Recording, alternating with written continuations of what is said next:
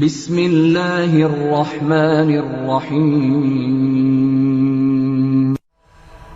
إن الحمد لله تعالى نحمده ونستعينه ونستغفره ونعوذ بالله من شرور أنفسنا ومن سيئات أعمالنا من يهده الله فلا مضل له ومن يضلل فلا هادي له وأشهد أن لا إله إلا الله وحده لا شريك له وأشهد أن محمدًا عبده ورسوله صلى الله عليه وعلى آله وصحبه أجمعين أما بعد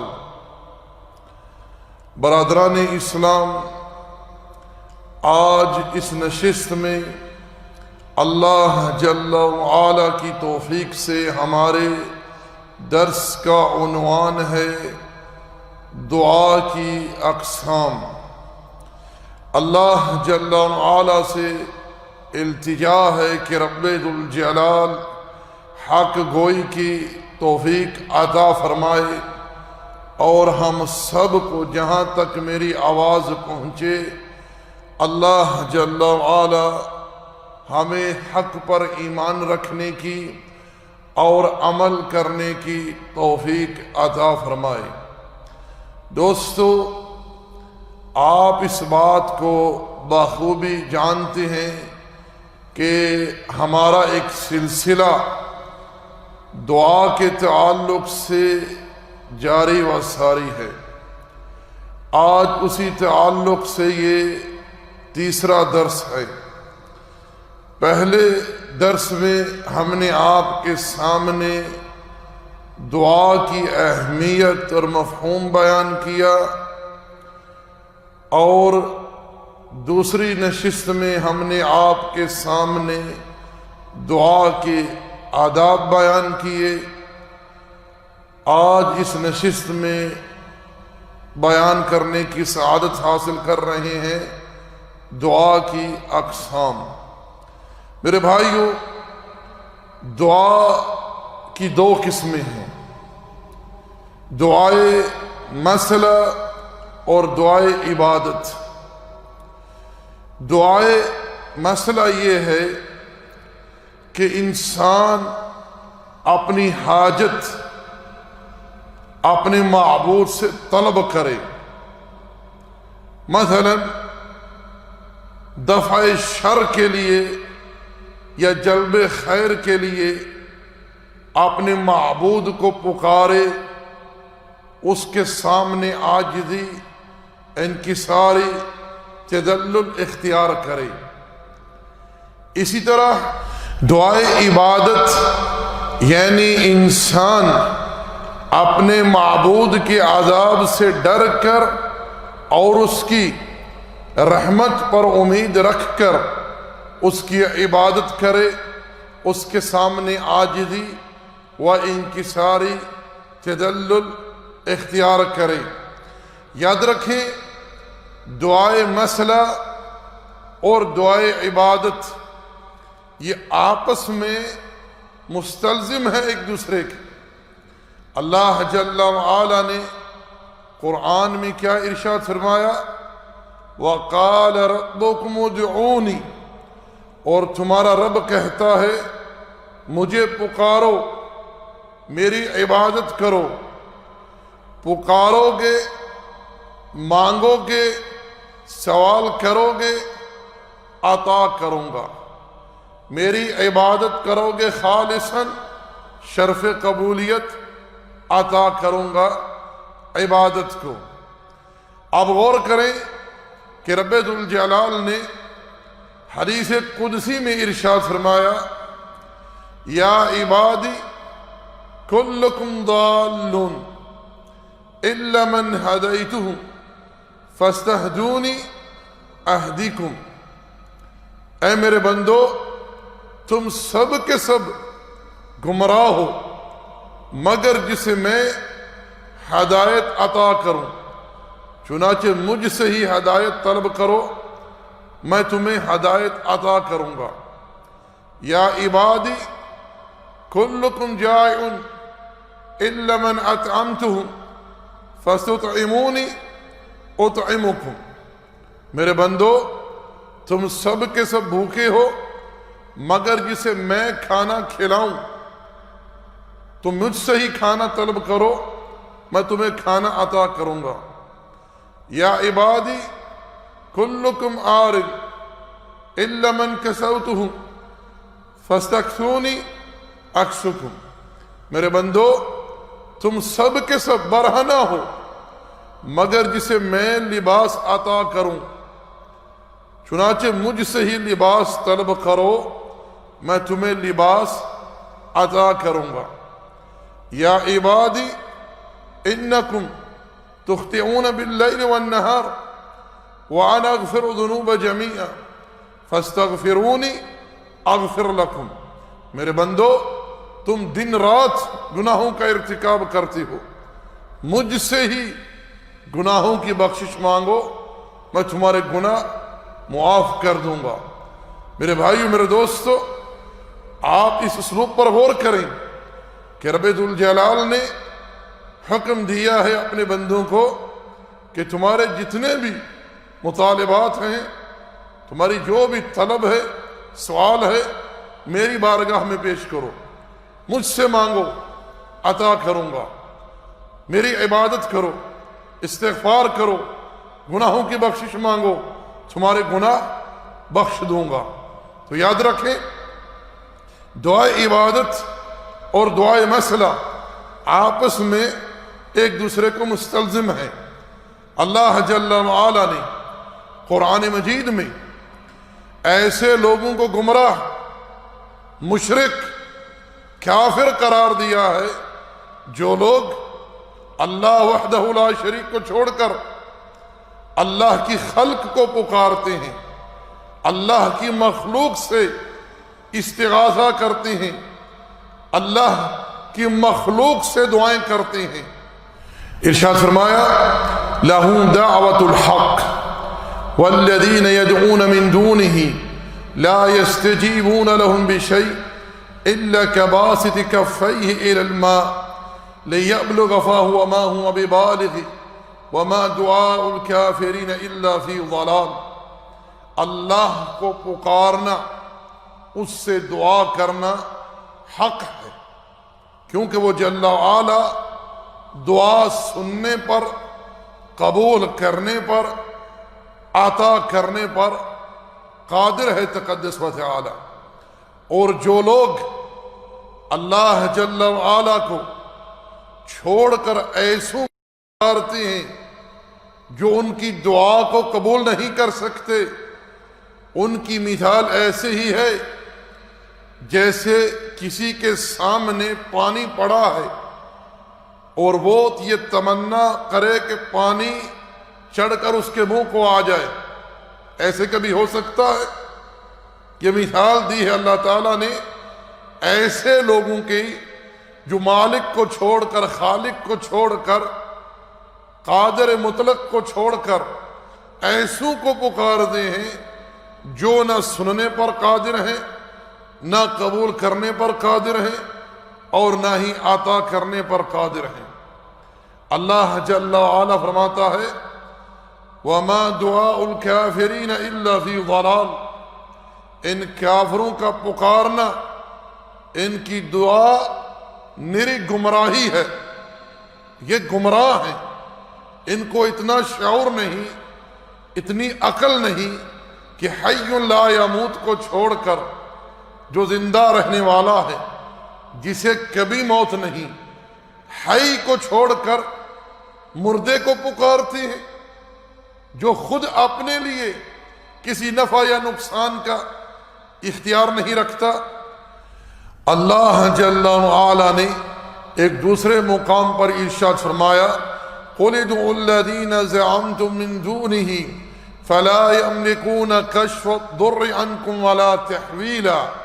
کہہ دیجئے کہ جنہیں تم اپنے گمان باطل میں پکارتی ہو اللہ کو چھوڑ کر اگر تم پر کوئی تکلیف آ رہی ہے وہ اسے روک نہیں سکتے اور جو تکلیف آ چکی ہے اسے وہ ٹال نہیں سکتے. تبدیل نہیں کر سکتے، بدل نہیں سکتے۔ اولئک الذین یدعون یبتغون الی ربہم الوسیلہ ایہم اقرب ویرجون رحمتہ ویخافون عذابہ ان عذاب ربک کان محذورا۔ ارشاد فرمایا وہ تو بیچارے خود کوئی ایسا وسیلہ تلاش کرتے ہیں جو انہیں اللہ کے قریب کر دے، وہ خود اللہ کے عذاب سے ڈرتے ہیں، خائف ہیں، وہ اللہ کے قرب چاہتے ہیں، خود محتاج ہیں۔ بے شک تیرے رب کا عذاب ڈرنے والی چیز ہے۔ اندازہ کیجئے کہ رب ذوالجلال نے اس قسم کا عقیدہ رکھنے والوں کے بارے میں کیا ارشاد فرمایا کہ ایسے لوگ گمراہ ہیں، ایسے لوگ مشرک ہیں، ایسے لوگ کافر ہیں، کیونکہ یہ خالق کو چھوڑ کر مخلوق پر توکل کرتے ہیں، مخلوق کے سامنے عاجزی و انکساری تذلل اختیار کرتے ہیں۔ اور اللہ جل وعلا نے سورہ سبا آیت نمبر 22 میں ہر قسم کے شرک کی جڑ کو اکھیڑ کے رکھ دیا ہے۔ قدس و تعالی نے ارشاد فرمایا قُلِ ادْعُوا الَّذِينَ زَعَمْتُم مِّن دُونِ اللَّهِ لَا يَمْلِكُونَ مِثْقَالَ ذَرَّةٍ فِي السَّمَاوَاتِ وَلَا فِي الْأَرْضِ وَمَا لَهُمْ فِيهِمَا مِن شِرْكٍ وَمَا لَهُ مِنْهُمْ مِنْ ظَهِيرٍ۔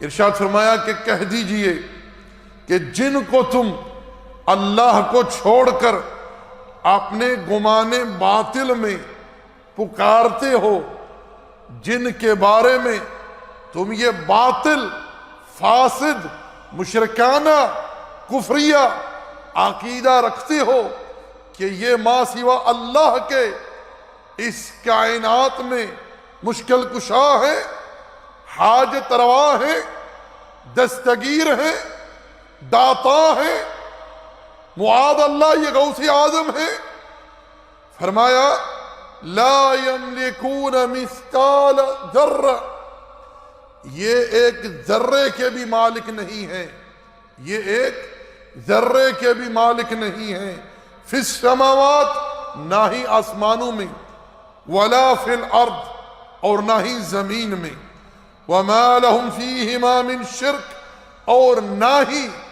ان کا اس کائنات میں کوئی حصہ ہے، نہ ہی ان کا اس کائنات میں کوئی حصہ ہے۔ رب ذوالجلال نے پہلے کیا ارشاد فرمایا کہ یہ کسی چیز کے مالک نہیں ہیں۔ اچھا آگے کیا فرمایا؟ اگر ملکیت نہیں ہے، ہو سکتا ہے کوئی یہ سمجھے کہ ان کا کوئی حصہ ہو، ان کا کوئی حصہ ہو، فرمایا کہ ان کا کوئی حصہ بھی نہیں ہے۔ آگے سنیے ارشاد فرمایا وَمَا لَهُ مِنْهُ مِنْ ظَهِيرٍ اور نہ ہی ان میں سے، سن لو غور سے، اور نہ ہی ان میں سے کوئی اللہ کا مددگار ہے۔ اللہ اکبر۔ رب ذوالجلال نے جو وہم، جو گمان، جو تردد لوگوں کی اذہان میں ہے اسے بالکل کلیئر کر ڈالا ہے کہ کوئی شخص کسی کے بارے میں یہ نظریہ قائم نہ کرے، یہ عقیدہ نہ رکھے کہ اس کا اس کائنات کے معاملات میں، اس کائنات کی تدبیر میں کوئی حصہ ہے، کوئی شراکت ہے، کوئی ملکیت ہے، یا یہ اللہ جل وعلا کے کسی معاملے میں مددگار ہیں۔ رب ذوالجلال نے ان تینوں چیزوں کی نفی فرما دی ہے۔ فرمایا نہ تو یہ مالک ہیں اور نہ ہی یہ مالک کے ساتھ حصے دار ہیں، اور نہ ہی اس کائنات کا جو مالک ہے اس کے یہ مددگار ہیں۔ رب ذوالجلال نے ایک اور مقام پر ارشاد فرمایا قُلِ الْحَمْدُ لِلَّهِ الَّذِي لَمْ يَتَّخِذْ وَلَدًا وَلَمْ يَكُنْ لَهُ شَرِيكٌ فِي الْمُلْكِ وَلَمْ يَكُنْ لَهُ وَلِيٌّ مِّنَ الذُّلِّ وَكَبِّرْهُ تَكْبِيرًا۔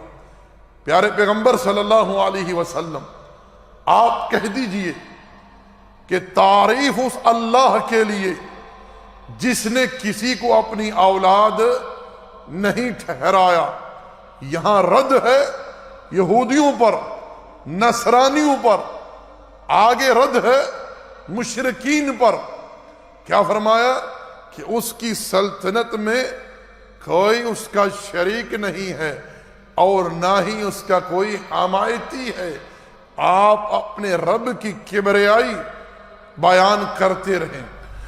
اور اللہ جل وعلا نے سورۃ الاحقاف میں ارشاد فرمایا قل ارأيتم ما تدعون من دون الله اروني ماذا خلقوا من الارض ام لهم شرك في السماوات ائتوني بكتاب من قبل هذا او اثارة من علم ان كنتم صادقين۔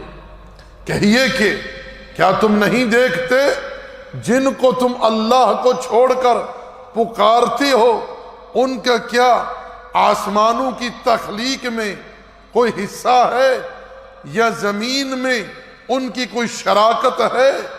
کیا ان کے بارے میں پہلے کوئی اثر گزرا ہے یا اب کوئی دلیل اتری ہے؟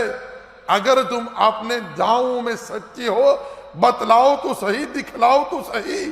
جن کو تم ماں سوا اللہ کے غوث اعظم کے لقب سے نوازتے ہو، جن کو تم داتا کہتے ہو، جن کو تم مشکل کشا حاجت روا کہتے ہو، پیش تو کرو انہوں نے اس کائنات میں پیدا کس چیز کو کیا ہے؟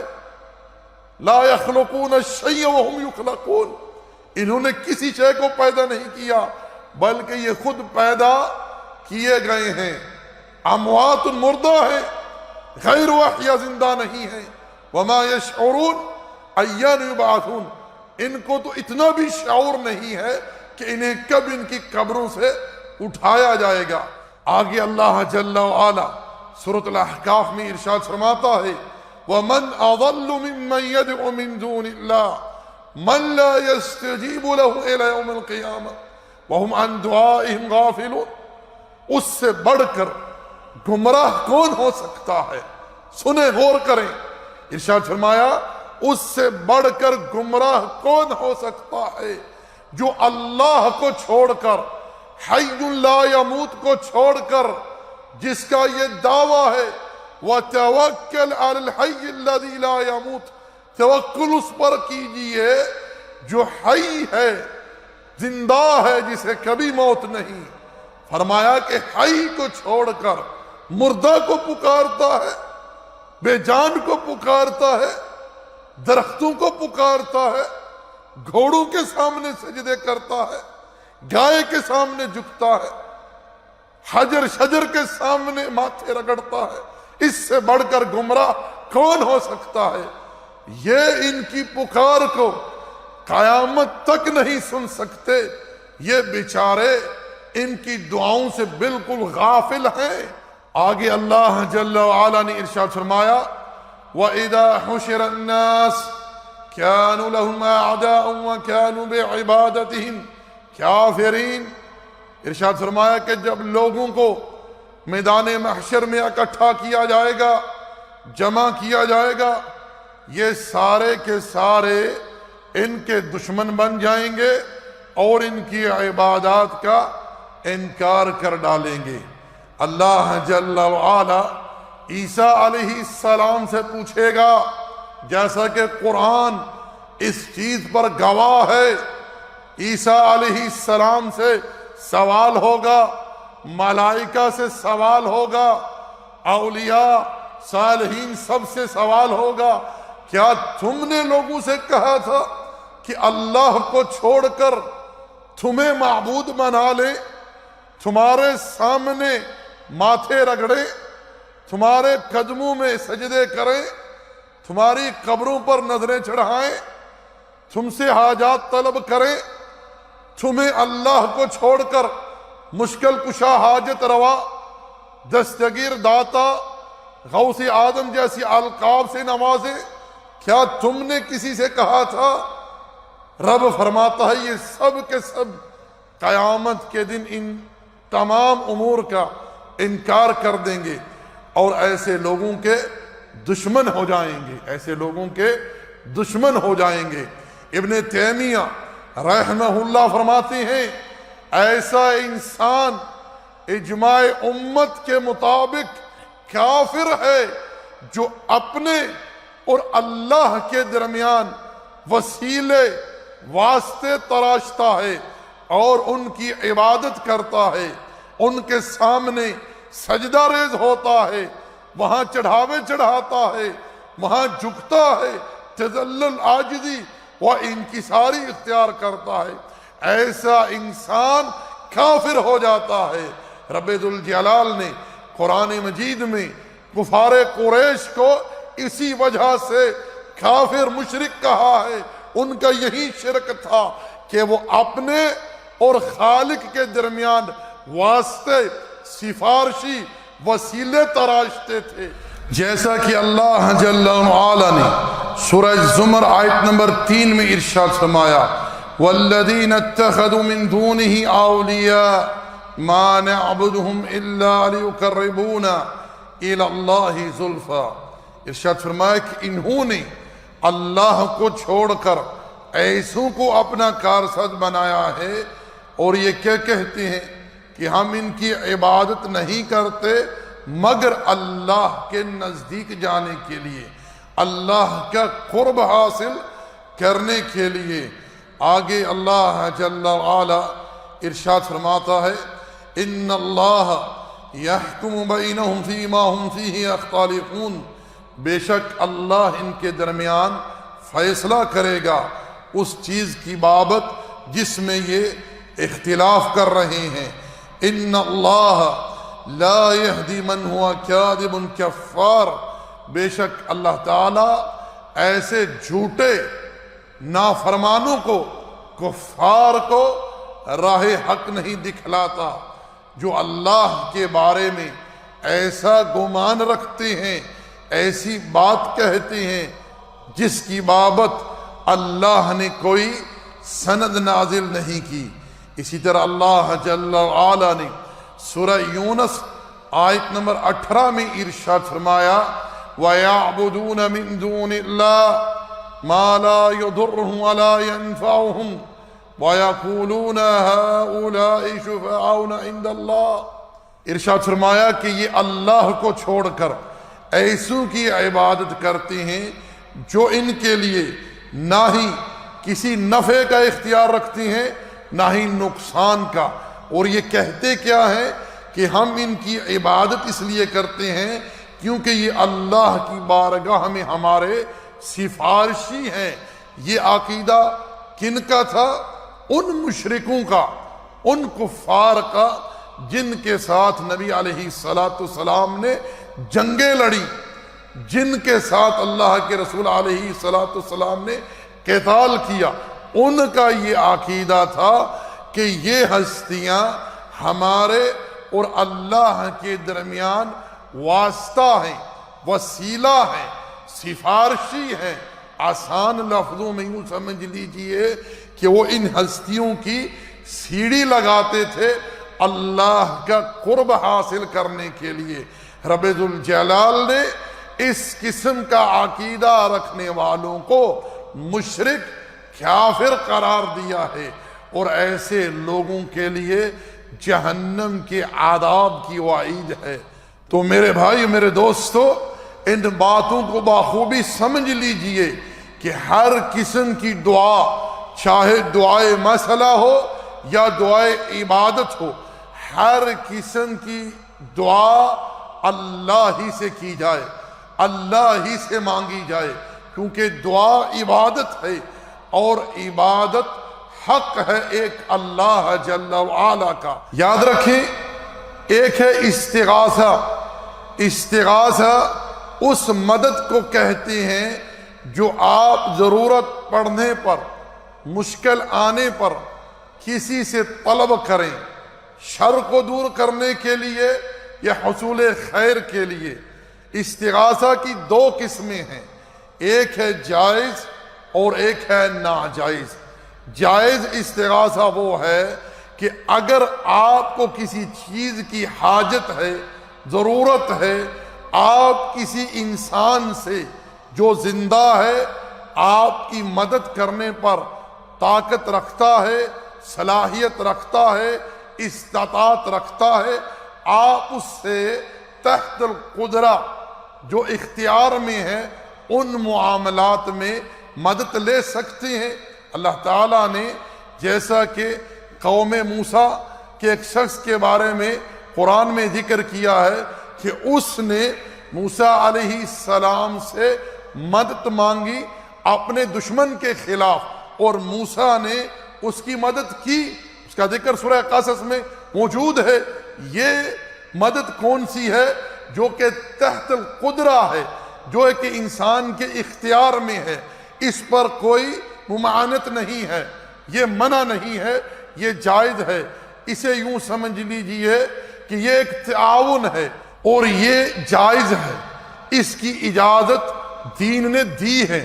نبی صلی اللہ علیہ وسلم نے ارشاد فرمایا کہ تم میں سے اگر کوئی اپنے بھائی کو نفع پہنچانے کا اختیار رکھتا ہے تو اسے ضرور نفع پہنچائے، یعنی جو اس چیز پر قدرت رکھتا ہے، صلاحیت رکھتا ہے، استطاعت رکھتا ہے، وہ اپنے بھائی کو ضرور فائدہ پہنچائے۔ یہ ایک تعاون ہے آپس میں، اللہ تعالیٰ نے اس کی اجازت دی ہے اور اس کی ترغیب دی ہے، بلکہ اس پر اجر مرتب ہوتا ہے۔ ایک انسان کو پیسوں کی ضرورت پڑ گئی، آپ نے اسے ادھارے دے دیے، کس لیے؟ اللہ کی خوشنودی کے لیے، تو انشاءاللہ تعالی آپ کو اس پر اجر عطا کیا جائے گا عند اللہ تقدس و تعالی، کیونکہ آپ نے ایک مسلمان کے ساتھ تعاون کیا ہے اللہ تعالیٰ کی خوشنودی کے لیے۔ لیکن جو استغاثہ حرام ہے، ناجائز ہے، شرک ہے، وہ استغاثہ جو آپ کسی ایسے شخص سے کریں جو آپ سے دور ہے، یا وہ مر چکا ہے، یا وہ کوئی بے جان ہے، آپ کی سننے پر، قبول کرنے پر، عطا کرنے پر بالکل کوئی قدرت نہیں رکھتا، ایسا استغاثہ شرک پر منتج ہوگا، ایسا انسان مشرک قرار پائے گا، کیونکہ اس نے خلق کو، مخلوق کو ایسی حالت میں پکارا جو اس کی مدد کرنے پر بالکل قدرت نہیں رکھتے۔ اسی لیے رب ذوالجلال نے مشرکین قریش کے بارے میں ارشاد فرمایا کہ جب یہ کشتیوں میں سواری کرتے ہیں وہاں یہ خالص اللہ کو پکارتے ہیں، ان کے تمام سفارشی، تمام وسیلے، تمام جو ہیں واسطے، سارے رابطے کٹ جاتے ہیں، برخاست ہو جاتے ہیں، پھر یہ مکمل اخلاص کے ساتھ ایک اللہ کو پکارتے ہیں، اور یہ اس بات کو بخوبی سمجھتے ہیں کہ یہاں ہماری مدد کرنے والا ایک اللہ ہی ہے، کیونکہ اللہ ہی وہ ذات ہے جل وعلا جو ہر کسی کی، ہر جگہ، ہر طرح سے مدد کرنے پر بالکل قدرت رکھتا ہے۔ اللہ تعالیٰ نے کیا ارشاد فرمایا؟ فَإِذَا رَكِبُوا فِي الْفُلْكِ دَعُوا اللَّهَ مُخْلِصِينَ لَهُ الدِّينَ فَلَمَّا نَجَّاهُمْ إِلَى الْبَرِّ إِذَا هُمْ يُشْرِكُونَ۔ ارشاد فرمایا جب یہ کشتیوں میں سواری کرتے ہیں وہاں یہ خالص اللہ کو پکارتے ہیں، جب ہم انہیں نجات دے کر خشکی پر لے آتے ہیں یہ پھر شرک شروع کر دیتے ہیں۔ تو میرے بھائیو، میرے دوستو، اس بات کو سمجھ لیجئے کہ استغاثہ کی دو قسمیں ہیں۔ ایک قسم جو ہے وہ جائز ہے، مباح ہے، اس کی ترغیب دی گئی ہے، اجازت دی گئی ہے، اور وہ ہے تحت القدرہ، جو کہ آپس میں ایک قسم کا تعاون ہے۔ اس چیز کی تعلیم اسلام نے دی ہے۔ اور ایک استغاثے کی قسم ہے حرام، ناجائز، جو ما فوق الاسباب، اللہ وحدہ لا شریک کو چھوڑ کر کسی مخلوق سے طلب کیا جائے۔ بات سے میرے میدان بدر میں نبی صلی اللہ علیہ وسلم نے اور صحابہ کرام نے اللہ سے مدد مانگی. کیا فرمایا رب ذوالجلال نے؟ اذ تستغیثون ربکم، تم اپنے رب سے استغاثہ کر رہے تھے، رب کو مدد کے لیے پکار رہے تھے. یاد رکھیں، غوث کہتے ہیں اس کو جو وقت پڑھنے پر آپ کی فریاد رسی، آپ کی مدد کرنے پر مکمل قدرت رکھتا ہو. اس لیے اللہ جل وعلا ہی وہ ذات ہے جو ہر جگہ، ہر وقت، ہر آن پوری خلق کی جہاں جہاں مخلوق ہے سب کی مدد کرنے پر، حاجت عطا کرنے پر، پکار سننے پر، قبول کرنے پر قدرت رکھتا ہے. ما سوا اللہ کے اگر کسی نے کسی مخلوق کے بارے میں یہ عقیدہ رکھا کہ وہ غوث آدم ہے، ایسا انسان شرک اکبر کا مرتکب ہے، ایسا انسان مشرک ہے.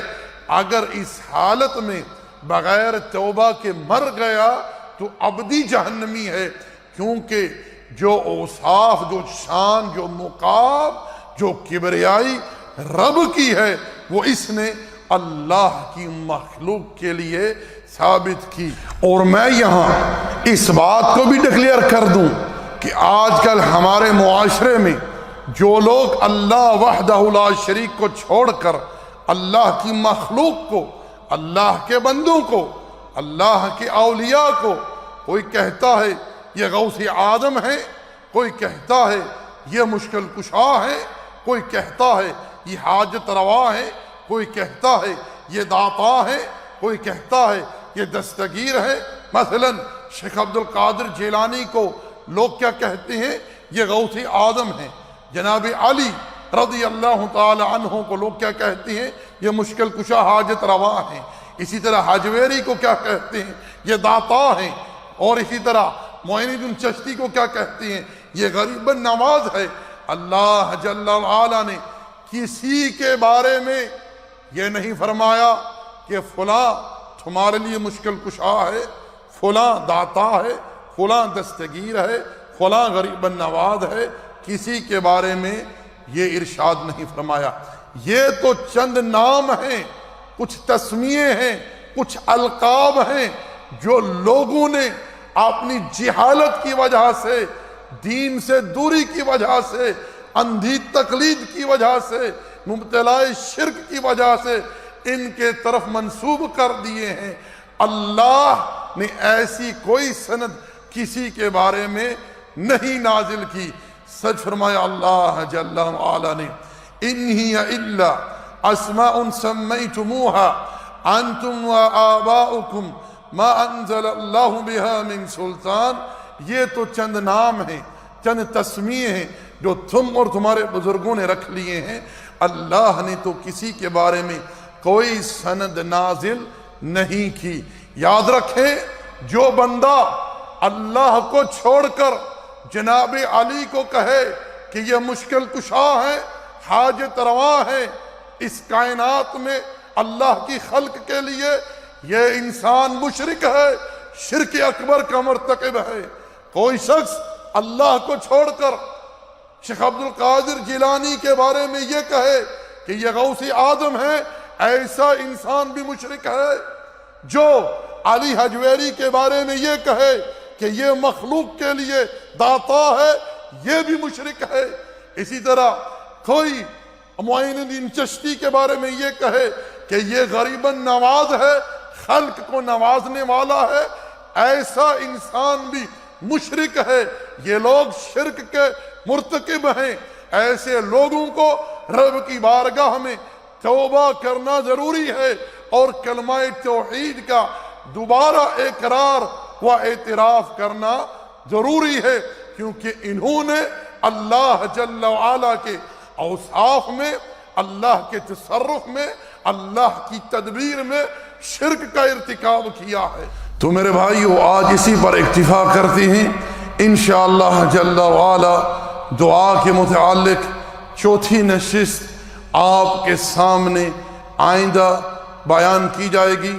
رب ذوالجلال سے دعا ہے جو بات حق کہی سنی اس پر ایمان و عمل کی توفیق عطا فرمائے، اور جس چیز میں مجھ سے کوئی غلطی ہوئی ہو، کوئی کوتاہی ہوئی ہو، اللہ تعالیٰ درگزر فرمائے۔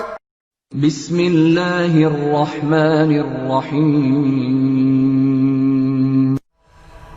ان الحمد لله تعالى نحمده ونستعينه ونستغفره ونعوذ بالله من شرور انفسنا ومن سيئات اعمالنا، من يهده الله فلا مضل له ومن يضلل فلا هادي له، واشهد ان لا اله الا الله وحده لا شريك له، واشهد ان محمدا عبده ورسوله صلى الله عليه وعلى آله وصحبه اجمعین، اما بعد۔ برادران اسلام، آج اس نشست میں اللہ جل وعلا کی توفیق سے ہمارے درس کا عنوان ہے دعا کی اقسام۔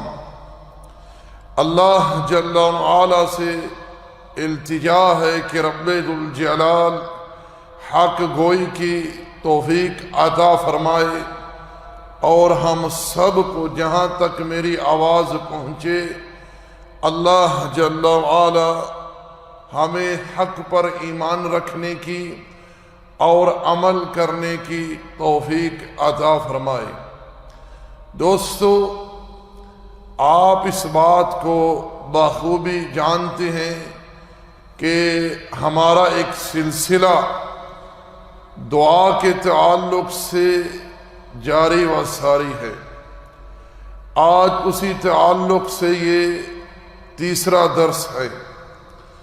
پہلے درس میں ہم نے آپ کے سامنے دعا کی اہمیت اور مفہوم بیان کیا، اور دوسری نشست میں ہم نے آپ کے سامنے دعا کے آداب بیان کیے۔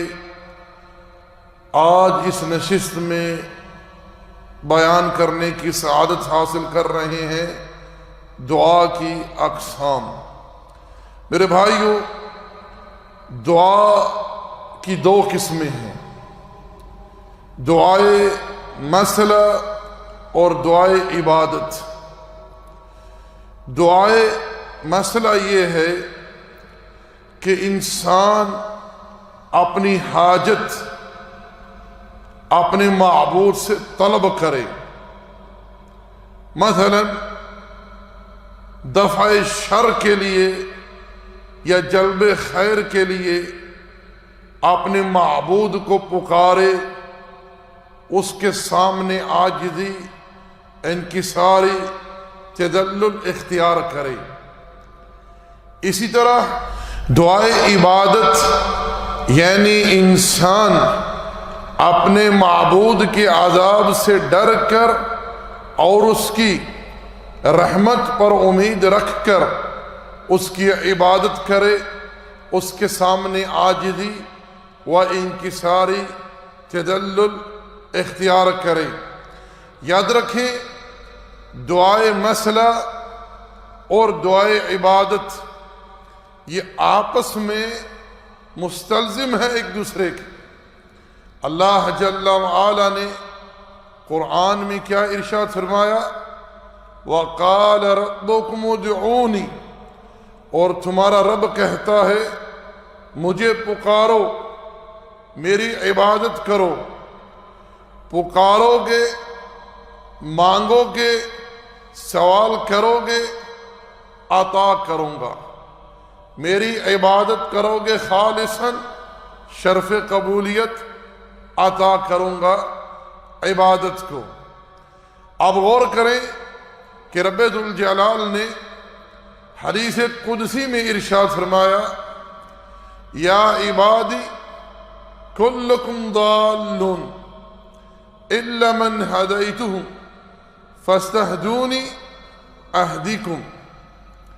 اے میرے بندو، تم سب کے سب گمراہ ہو مگر جسے میں ہدایت عطا کروں، چنانچہ مجھ سے ہی ہدایت طلب کرو، میں تمہیں ہدایت عطا کروں گا۔ یا عبادی کلکم جائع الا من اطعمتہ فاستطعمونی اطعمکم۔ میرے بندو، تم سب کے سب بھوکے ہو مگر جسے میں کھانا کھلاؤں، تم مجھ سے ہی کھانا طلب کرو، میں تمہیں کھانا عطا کروں گا۔ یا عبادی کلکم عار الا من کسوتہ فاستکسونی اکسکم۔ میرے بندو، تم سب کے سب برہنہ ہو مگر جسے میں لباس عطا کروں، چنانچہ مجھ سے ہی لباس طلب کرو، میں تمہیں لباس عطا کروں گا۔ یا عبادی انکم تخطئون باللیل والنہار وانا اغفر الذنوب جميعا فاستغفرونی اغفر لکم۔ میرے بندو، تم دن رات گناہوں کا ارتکاب کرتے ہو، مجھ سے ہی گناہوں کی بخشش مانگو، میں تمہارے گناہ معاف کر دوں گا۔ میرے بھائیو، میرے دوستو، آپ اس اسلوب پر غور کریں کہ رب ذوالجلال نے حکم دیا ہے اپنے بندوں کو کہ تمہارے جتنے بھی مطالبات ہیں، تمہاری جو بھی طلب ہے، سوال ہے، میری بارگاہ میں پیش کرو، مجھ سے مانگو، عطا کروں گا۔ میری عبادت کرو، استغفار کرو، گناہوں کی بخشش مانگو، تمہارے گناہ بخش دوں گا۔ تو یاد رکھیں، دعائے عبادت اور دعائے مسئلہ آپس میں ایک دوسرے کو مستلزم ہیں۔ اللہ جل وعلا نے قرآن مجید میں ایسے لوگوں کو گمراہ، مشرک، کافر قرار دیا ہے جو لوگ اللہ وحدہ لا شریک کو چھوڑ کر اللہ کی خلق کو پکارتے ہیں، اللہ کی مخلوق سے استغاثہ کرتے ہیں، اللہ کی مخلوق سے دعائیں کرتے ہیں۔ ارشاد فرمایا لَهُ دَعْوَةُ الْحَقِّ وَالَّذِينَ يَدْعُونَ مِن دُونِهِ لَا يَسْتَجِيبُونَ لَهُم بِشَيْءٍ إِلَّا كَبَاسِطِ كَفَّيْهِ إِلَى الْمَاءِ لِيَبْلُغَ فَاهُ وَمَا هُوَ بِبَالِغِهِ وَمَا دُعَاءُ الْكَافِرِينَ إِلَّا فِي ضَلَالٍ۔ اللہ کو پکارنا، اس سے دعا کرنا حق ہے، کیونکہ وہ جل وعلا دعا سننے پر، قبول کرنے پر، عطا کرنے پر قادر ہے تقدس و تعالی۔ اور جو لوگ اللہ جل وعلا کو چھوڑ کر ایسوں پکارتے ہیں جو ان کی دعا کو قبول نہیں کر سکتے، ان کی مثال ایسے ہی ہے جیسے کسی کے سامنے پانی پڑا ہے اور وہ یہ تمنا کرے کہ پانی چڑھ کر اس کے منہ کو آ جائے۔ ایسے کبھی ہو سکتا ہے؟ یہ مثال دی ہے اللہ تعالیٰ نے ایسے لوگوں کی جو مالک کو چھوڑ کر، خالق کو چھوڑ کر، قادر مطلق کو چھوڑ کر ایسوں کو پکارتے ہیں جو نہ سننے پر قادر ہیں، نہ قبول کرنے پر قادر ہیں، اور نہ ہی عطا کرنے پر قادر ہیں۔ اللہ جل وعلا فرماتا ہے وَمَا دُعَاءُ الْكَافِرِينَ إِلَّا فِي ضَلَالٍ۔ ان کافروں کا پکارنا، ان کی دعا نری گمراہی ہے، یہ گمراہ ہیں، ان کو اتنا شعور نہیں، اتنی عقل نہیں کہ حی لا یموت کو چھوڑ کر جو زندہ رہنے والا ہے، جسے کبھی موت نہیں، حی کو چھوڑ کر مردے کو پکارتے ہیں جو خود اپنے لیے کسی نفع یا نقصان کا اختیار نہیں رکھتا۔ اللہ جل وعلا نے ایک دوسرے مقام پر ارشاد فرمایا قُلِ ادْعُوا الَّذِينَ زَعَمْتُم مِّن دُونِهِ فَلَا يَمْلِكُونَ كَشْفَ الضُّرِّ عَنكُمْ وَلَا تَحْوِيلًا۔ کہہ دیجئے کہ جنہیں تم اپنے گمان باطل میں پکارتی ہو اللہ کو چھوڑ کر، اگر تم پر کوئی تکلیف آ رہی ہے وہ اسے روک نہیں سکتے، اور جو تکلیف آ چکی ہے اسے وہ ٹال نہیں سکتے، تبدیل نہیں کر سکتے، بدل نہیں سکتے۔ اولئک الذین یدعون یبتغون الی ربہم الوسیلہ ایہم اقرب ویرجون رحمتہ ویخافون عذابہ ان عذاب ربک کان محذورا۔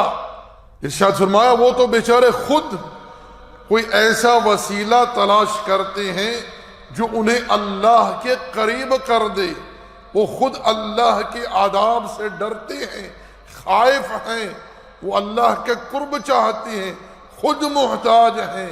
بے شک تیرے رب کا عذاب ڈرنے والی چیز ہے۔ اندازہ کیجئے کہ رب ذوالجلال نے اس قسم کا عقیدہ رکھنے والوں کے بارے میں کیا ارشاد فرمایا کہ ایسے لوگ گمراہ ہیں، ایسے لوگ مشرک ہیں، ایسے لوگ کافر ہیں، کیونکہ یہ خالق کو چھوڑ کر مخلوق پر توکل کرتے ہیں، مخلوق کے سامنے عاجزی و انکساری تذلل اختیار کرتے ہیں۔ اور اللہ جل وعلا نے سورہ سبا آیت نمبر 22 میں ہر قسم کے شرک کی جڑ کو اکھیڑ کے رکھ دیا ہے۔ قدس و تعالی نے ارشاد فرمایا قُلِ ادْعُوا الَّذِينَ زَعَمْتُم مِّن دُونِ اللَّهِ لَا يَمْلِكُونَ مِثْقَالَ ذَرَّةٍ فِي السَّمَاوَاتِ وَلَا فِي الْأَرْضِ وَمَا لَهُمْ فِيهِمَا مِن شِرْكٍ وَمَا لَهُ مِنْهُمْ مِنْ ظَهِيرٍ۔ ارشاد فرمایا کہ کہہ دیجئے کہ جن کو تم اللہ کو چھوڑ کر اپنے گمان باطل میں پکارتے ہو، جن کے بارے میں تم یہ باطل، فاسد، مشرکانہ، کفریہ عقیدہ رکھتے ہو کہ یہ ما سوا اللہ کے اس کائنات میں مشکل کشا ہے، حاجت روا ہے، دستگیر ہے، داتا ہے، معاذ اللہ یہ غوث اعظم ہے، فرمایا لا یملکون مثقال ذرہ، یہ ایک ذرے کے بھی مالک نہیں ہیں، یہ ایک ذرے کے بھی مالک نہیں ہیں، فی السماوات نہ ہی آسمانوں میں، ولا فی الارض اور نہ ہی زمین میں، وما لہم فیہما من شرک اور نہ ہی ان کا اس کائنات میں کوئی حصہ ہے، نہ ہی ان کا اس کائنات میں کوئی حصہ ہے۔ رب ذوالجلال نے پہلے کیا ارشاد فرمایا کہ یہ کسی چیز کے مالک نہیں ہیں۔ اچھا آگے کیا فرمایا؟ اگر ملکیت نہیں ہے، ہو سکتا ہے کوئی یہ سمجھے کہ ان کا کوئی حصہ ہو، ان کا کوئی حصہ ہو، فرمایا کہ ان کا کوئی حصہ بھی نہیں ہے۔ آگے سنیے ارشاد فرمایا وَمَا لَهُ مِنْهُ مِنْ ظَهِيرٍ اور نہ ہی ان میں سے، سن لو غور سے، اور نہ ہی ان میں سے کوئی اللہ کا مددگار ہے۔ اللہ اکبر۔ رب ذوالجلال نے جو وہم، جو گمان، جو تردد لوگوں کی اذہان میں ہے اسے بالکل کلیئر کر ڈالا ہے کہ کوئی شخص کسی کے بارے میں یہ نظریہ قائم نہ کرے، یہ عقیدہ نہ رکھے کہ اس کا اس کائنات کے معاملات میں، اس کائنات کی تدبیر میں کوئی حصہ ہے، کوئی شراکت ہے، کوئی ملکیت ہے، یا یہ اللہ جل وعلا کے کسی معاملے میں مددگار ہیں۔ رب ذوالجلال نے ان تینوں چیزوں کی نفی فرما دی ہے۔ فرمایا نہ تو یہ مالک ہیں اور نہ ہی یہ مالک کے ساتھ حصے دار ہیں، اور نہ ہی اس کائنات کا جو مالک ہے اس کے یہ مددگار ہیں۔ رب ذوالجلال نے ایک اور مقام پر ارشاد فرمایا قل الحمد للہ الذی لم يتخذ ولدا ولم يكن له شریک فی الملک ولم يكن له ولی من الذل وکبرہ تکبیرا۔ پیارے پیغمبر صلی اللہ علیہ وسلم آپ کہہ دیجئے کہ تعریف اس اللہ کے لیے جس نے کسی کو اپنی اولاد نہیں ٹھہرایا۔ یہاں رد ہے یہودیوں پر، نصرانیوں پر، آگے رد ہے مشرکین پر۔ کیا فرمایا کہ اس کی سلطنت میں کوئی اس کا شریک نہیں ہے اور نہ ہی اس کا کوئی حمایتی ہے۔ آپ اپنے رب کی کبریائی بیان کرتے رہیں۔ اور اللہ جل وعلا نے سورۃ الاحقاف میں ارشاد فرمایا قل ارأيتم ما تدعون من دون الله اروني ماذا خلقوا من الارض ام لهم شرك في السماوات ائتوني بكتاب من قبل هذا او اثارة من علم ان كنتم صادقين۔ کہیے کہ کیا تم نہیں دیکھتے جن کو تم اللہ کو چھوڑ کر پکارتے ہو، ان کا کیا آسمانوں کی تخلیق میں کوئی حصہ ہے یا زمین میں ان کی کوئی شراکت ہے؟ کیا ان کے بارے میں پہلے کوئی اثر گزرا ہے یا اب کوئی دلیل اتری ہے؟ اگر تم اپنے دعووں میں سچے ہو بتلاؤ تو صحیح، دکھلاؤ تو صحیح۔ جن کو تم ماں سوا اللہ کے غوث اعظم کے لقب سے نوازتے ہو، جن کو تم داتا کہتے ہو، جن کو تم مشکل کشا حاجت روا کہتے ہو، پیش تو کرو انہوں نے اس کائنات میں پیدا کس چیز کو کیا ہے؟ لا یخلقون الشیء وهم یخلقون۔ انہوں نے کسی شے کو پیدا نہیں کیا بلکہ یہ خود پیدا کیے گئے ہیں۔ اموات مردہ ہیں، غیر وحیہ زندہ نہیں ہیں۔ وما یشعرون ایان یبعثون۔ ان کو تو اتنا بھی شعور نہیں ہے کہ انہیں کب ان کی قبروں سے اٹھایا جائے گا۔ آگے اللہ جل وعلا سورۃ الاحقاف میں ارشاد فرماتا ہے وَمَنْ أَضَلُّ مِمَّنْ يَدْعُ مِن دُونِ اللَّهِ مَنْ لَا يَسْتَجِيبُ لَهُ إِلَى يَوْمِ الْقِيَامَةِ وَهُمْ عَنْ دُعَائِهِمْ غَافِلُونَ۔ اس سے بڑھ کر گمراہ کون ہو سکتا ہے؟ سنیں، غور کریں۔ ارشاد فرمایا اس سے بڑھ کر گمراہ کون ہو سکتا ہے جو اللہ کو چھوڑ کر، حی لا یموت کو چھوڑ کر، جس کا یہ دعویٰ ہے وَتَوَكَّلْ عَلَى الْحَيِّ الَّذِي لَا يَمُوتُ، توکل اس پر کیجئے جو حی ہے، زندہ ہے، جسے کبھی موت نہیں۔ فرمایا کہ حی کو چھوڑ کر مردہ کو پکارتا ہے، بے جان کو پکارتا ہے، درختوں کو پکارتا ہے، گھوڑوں کے سامنے سجدے کرتا ہے، گائے کے سامنے جھکتا ہے، حجر شجر کے سامنے ماتھے رگڑتا ہے۔ اس سے بڑھ کر گمراہ کون ہو سکتا ہے؟ یہ ان کی پکار کو قیامت تک نہیں سن سکتے۔ یہ بیچارے ان کی دعاؤں سے بالکل غافل ہیں۔ آگے اللہ جل وعلا نے ارشاد فرمایا وَإِذَا حُشِرَ النَّاسِ كَانُوا لَهُمْ أَعْدَاءً وَكَانُوا بِعِبَادَتِهِمْ كَافِرِينَ۔ ارشاد فرمایا کہ جب لوگوں کو میدان محشر میں اکٹھا کیا جائے گا، جمع کیا جائے گا، یہ سارے کے سارے ان کے دشمن بن جائیں گے اور ان کی عبادات کا انکار کر ڈالیں گے۔ اللہ جل وعلا عیسیٰ علیہ السلام سے پوچھے گا، جیسا کہ قرآن اس چیز پر گواہ ہے۔ عیسیٰ علیہ السلام سے سوال ہوگا، ملائکہ سے سوال ہوگا، اولیاء صالحین سب سے سوال ہوگا، کیا تم نے لوگوں سے کہا تھا کہ اللہ کو چھوڑ کر تمہیں معبود بنا لیں، تمہارے سامنے ماتھے رگڑیں، تمہارے قدموں میں سجدے کریں، تمہاری قبروں پر نظریں چڑھائیں، تم سے حاجات طلب کریں، تمہیں اللہ کو چھوڑ کر مشکل کشا، حاجت روا، دستگیر داتا، غوث آدم جیسی القاب سے نوازے؟ کیا تم نے کسی سے کہا تھا؟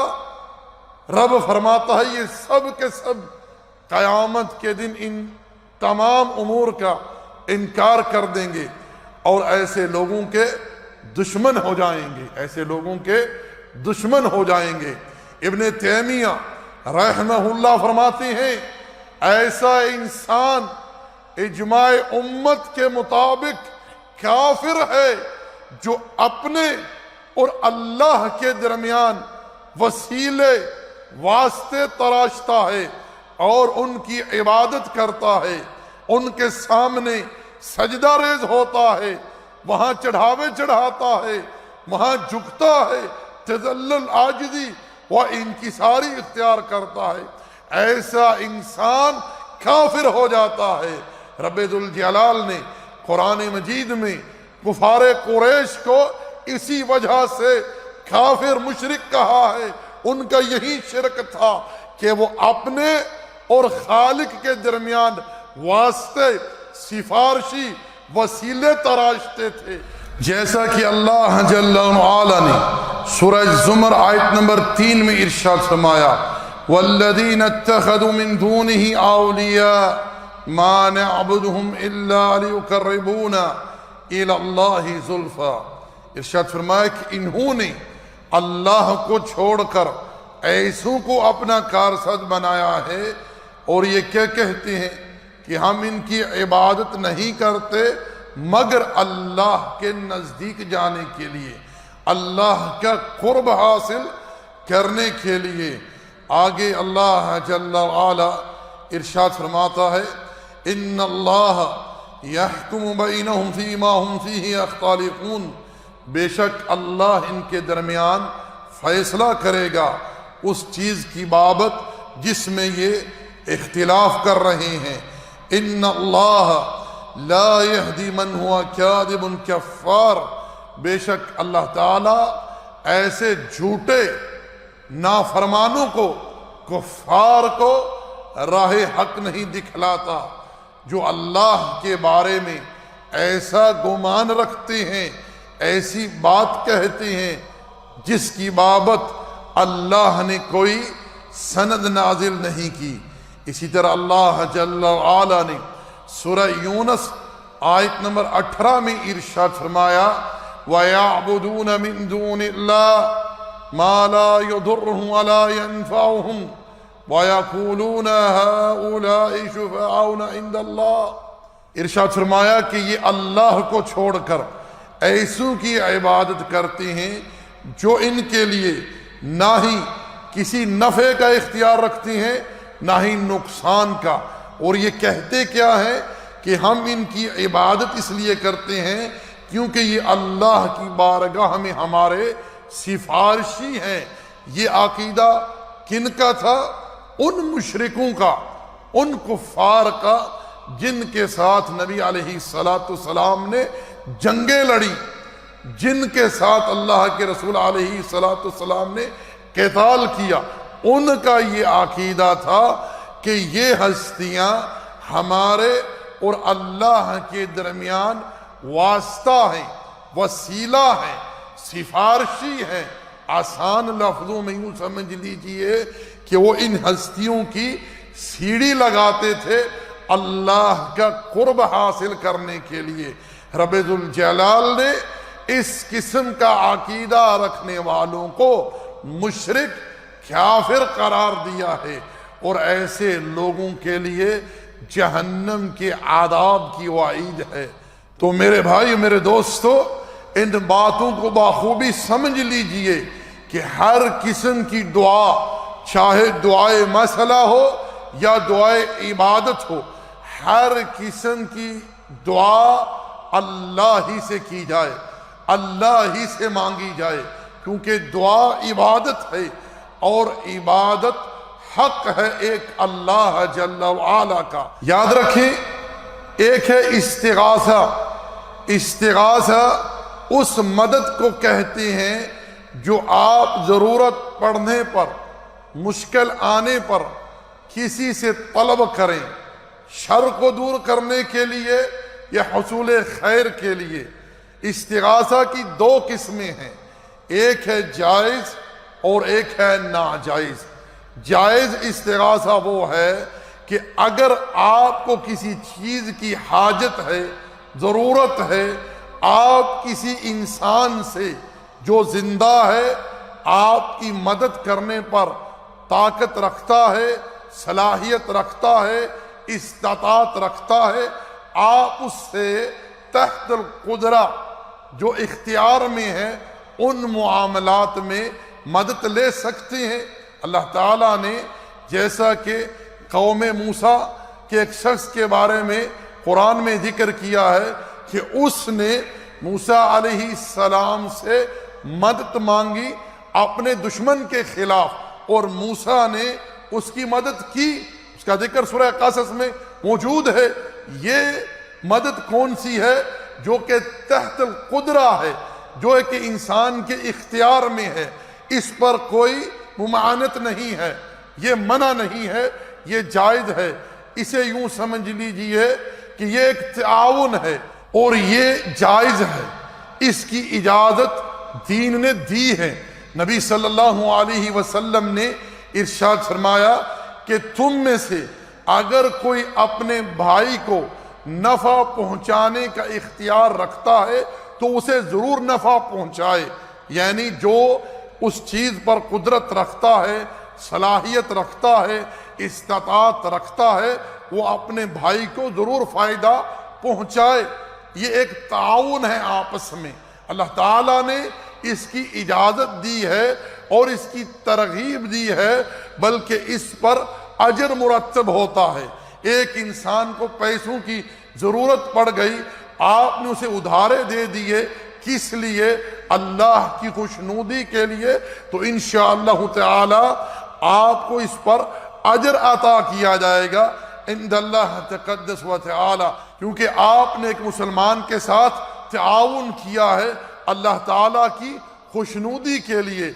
لیکن جو استغاثہ حرام ہے، ناجائز ہے، شرک ہے، وہ استغاثہ جو آپ کسی ایسے شخص سے کریں جو آپ سے دور ہے، یا وہ مر چکا ہے، یا وہ کوئی بے جان ہے، آپ کی سننے پر، قبول کرنے پر، عطا کرنے پر بالکل کوئی قدرت نہیں رکھتا، ایسا استغاثہ شرک پر منتج ہوگا، ایسا انسان مشرک قرار پائے گا، کیونکہ اس نے خلق کو، مخلوق کو ایسی حالت میں پکارا جو اس کی مدد کرنے پر بالکل قدرت نہیں رکھتے۔ اسی لیے رب ذوالجلال نے مشرکین قریش کے بارے میں ارشاد فرمایا کہ جب یہ کشتیوں میں سواری کرتے ہیں وہاں یہ خالص اللہ کو پکارتے ہیں، ان کے تمام سفارشی، تمام وسیلے، تمام جو ہیں واسطے، سارے رابطے کٹ جاتے ہیں، برخاست ہو جاتے ہیں، پھر یہ مکمل اخلاص کے ساتھ ایک اللہ کو پکارتے ہیں، اور یہ اس بات کو بخوبی سمجھتے ہیں کہ یہاں ہماری مدد کرنے والا ایک اللہ ہی ہے، کیونکہ اللہ ہی وہ ذات ہے جل وعلا جو ہر کسی کی ہر جگہ ہر طرح سے مدد کرنے پر بالکل قدرت رکھتا ہے۔ اللہ تعالیٰ نے کیا ارشاد فرمایا؟ فَإِذَا رَكِبُوا فِي الْفُلْكِ دَعُوا اللَّهَ مُخْلِصِينَ لَهُ الدِّينَ فَلَمَّا نَجَّاهُمْ إِلَى الْبَرِّ إِذَا هُمْ يُشْرِكُونَ۔ ارشاد فرمایا جب یہ کشتیوں میں سواری کرتے ہیں وہاں یہ خالص اللہ کو پکارتے ہیں، جب ہم انہیں نجات دے کر خشکی پر لے آتے ہیں یہ پھر شرک شروع کر دیتے ہیں۔ تو میرے بھائیو، میرے دوستو، اس بات کو سمجھ لیجئے کہ استغاثہ کی دو قسمیں ہیں، ایک قسم جو ہے وہ جائز ہے، مباح ہے، اس کی ترغیب دی گئی ہے، اجازت دی گئی ہے، اور وہ ہے تحت القدرہ جو کہ آپس میں ایک قسم کا تعاون ہے۔ اس چیز کی تعلیم اسلام نے دی ہے، اور ایک استغاثے کی قسم ہے حرام ناجائز، جو ما فوق الاسباب اللہ وحدہ لا شریک کو چھوڑ کر کسی مخلوق سے طلب کیا جائے۔ پاس میرے میدان بدر میں نبی صلی اللہ علیہ وسلم نے اور صحابہ کرام نے اللہ سے مدد مانگی۔ کیا فرمایا رب ذوالجلال نے؟ اذ تستغیثون ربکم، تم اپنے رب سے استغاثہ کر رہے تھے، رب کو مدد کے لیے پکار رہے تھے۔ یاد رکھیں، غوث کہتے ہیں اس کو جو وقت پڑھنے پر آپ کی فریاد رسی، آپ کی مدد کرنے پر مکمل قدرت رکھتا ہو۔ اس لیے اللہ جل وعلا ہی وہ ذات ہے جو ہر جگہ، ہر وقت، ہر آن پوری خلق کی جہاں جہاں مخلوق ہے سب کی مدد کرنے پر، حاجت عطا کرنے پر، پکار سننے پر، قبول کرنے پر قدرت رکھتا ہے۔ ما سوا اللہ کے اگر کسی نے کسی مخلوق کے بارے میں یہ عقیدہ رکھا کہ وہ غوث آدم ہے، ایسا انسان شرک اکبر کا مرتکب ہے، ایسا انسان مشرک ہے۔ اگر اس حالت میں بغیر توبہ کے مر گیا تو ابدی جہنمی ہے، کیونکہ جو اوصاف، جو شان، جو مقام، جو کبریائی رب کی ہے وہ اس نے اللہ کی مخلوق کے لیے ثابت کی۔ اور میں یہاں اس بات کو بھی ڈکلیئر کر دوں کہ آج کل ہمارے معاشرے میں جو لوگ اللہ وحدہ لا شریک کو چھوڑ کر اللہ کی مخلوق کو، اللہ کے بندوں کو، اللہ کے اولیاء کو، کوئی کہتا ہے یہ غوث آدم ہے، کوئی کہتا ہے یہ مشکل کشا ہے، کوئی کہتا ہے یہ حاجت روا ہے، کوئی کہتا ہے یہ داتا ہے، کوئی کہتا ہے یہ دستگیر ہے۔ مثلا شیخ عبد القادر جیلانی کو لوگ کیا کہتے ہیں؟ یہ غوث آدم ہیں۔ جناب علی رضی اللہ تعالی عنہ کو لوگ کیا کہتے ہیں؟ یہ مشکل کشا حاجت روا ہیں۔ اسی طرح حجویری کو کیا کہتے ہیں؟ یہ داتا ہیں۔ اور اسی طرح معین الدین چشتی کو کیا کہتے ہیں؟ یہ غریب نواز ہے۔ اللہ جل وعلا نے کسی کے بارے میں یہ نہیں فرمایا کہ فلاں تمہارے لیے مشکل کشا ہے، فلاں داتا ہے، فلاں دستگیر ہے، فلاں غریب نواز ہے۔ کسی کے بارے میں یہ ارشاد نہیں فرمایا۔ یہ تو چند نام ہیں، کچھ تسمیے ہیں، کچھ القاب ہیں جو لوگوں نے اپنی جہالت کی وجہ سے، دین سے دوری کی وجہ سے، اندھی تقلید کی وجہ سے، مبتلا شرک کی وجہ سے ان کے طرف منسوب کر دیے ہیں۔ اللہ نے ایسی کوئی سند کسی کے بارے میں نہیں نازل کی۔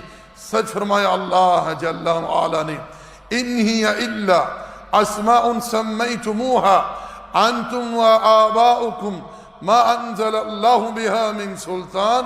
یہ تو چند نام ہیں، چند تسمیے ہیں جو تم اور تمہارے بزرگوں نے رکھ لیے ہیں۔ اللہ نے تو کسی کے بارے میں کوئی سند نازل نہیں کی۔ یاد رکھیں، جو بندہ اللہ کو چھوڑ کر جناب علی کو کہے کہ یہ مشکل کشا ہے، حاجت روا ہے اس کائنات میں اللہ کی خلق کے لیے، یہ انسان مشرک ہے، شرک اکبر کا مرتکب ہے۔ کوئی شخص اللہ کو چھوڑ کر شیخ عبد القادر جیلانی کے بارے میں یہ کہے کہ یہ غوث آدم ہے، ایسا انسان بھی مشرک ہے۔ جو علی حجویری کے بارے میں یہ کہے کہ یہ مخلوق کے لیے داتا ہے، یہ بھی مشرک ہے۔ اسی طرح کوئی معین الدین چشتی کے بارے میں یہ کہے کہ یہ غریب نواز ہے، خلق کو نوازنے والا ہے، ایسا انسان بھی مشرک ہے۔ یہ لوگ شرک کے مرتکب ہیں۔